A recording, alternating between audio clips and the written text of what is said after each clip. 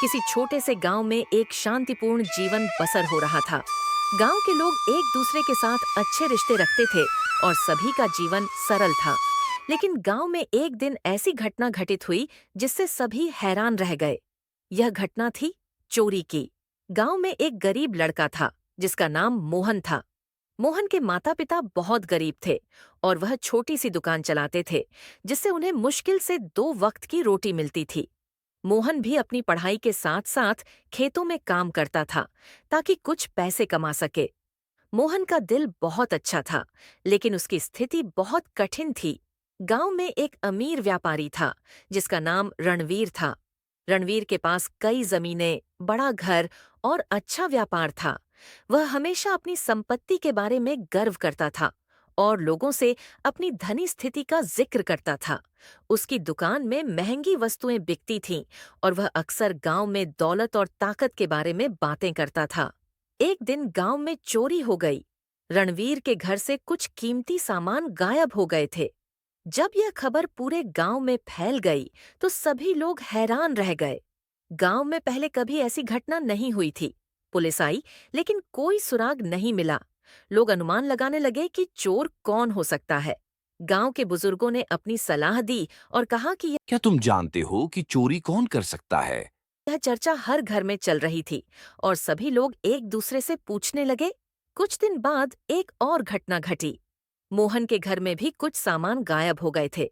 मोहन के माता पिता परेशान हो गए, लेकिन वे जानते थे कि उनके बेटे ने कभी गलत नहीं किया। इस बीच गांव में लोग मोहन को शक की नजरों से देखने लगे, क्योंकि चोरी के बाद उसका नाम भी सामने आ गया था। वे सोचने लगे। क्या मोहन ने ही चोरी की है? एक दिन गांव के सरपंच ने मोहन को बुलाया और उससे सीधे सवाल किया। मोहन, क्या तुमने चोरी की है? मोहन ने आश्चर्यचकित होते हुए कहा।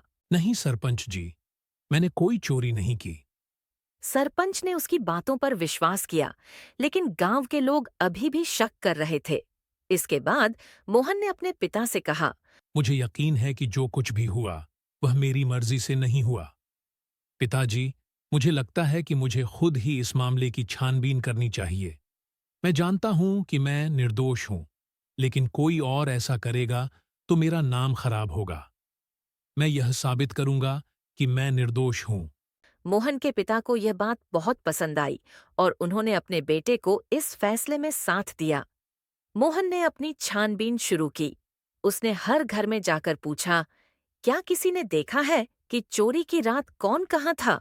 उसने किसी भी सुराग को छोड़ने की कोशिश नहीं की। कुछ दिन बाद मोहन को एक महत्वपूर्ण जानकारी मिली।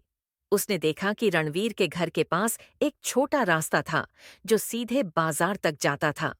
मोहन ने उस रास्ते का अनुसरण किया और कुछ ही दूर चलने के बाद उसे कुछ अजीब सी आवाजें सुनाई दीं।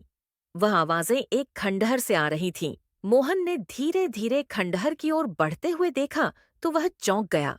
खंडहर के अंदर रणवीर का पुराना नौकर लक्ष्मण कुछ सामान छिपा रहा था। मोहन ने तुरंत पुलिस को बुलाया और लक्ष्मण को पकड़वाया। पुलिस ने लक्ष्मण से पूछताछ की तो उसने कबूल किया कि वह और रणवीर मिलकर चोरी करने के बाद सामान खंडहर में छिपा रहे थे। लक्ष्मण ने बताया कि रणवीर ने उसे पैसे देने का वादा किया था अगर वह चोरी में उसका साथ देता।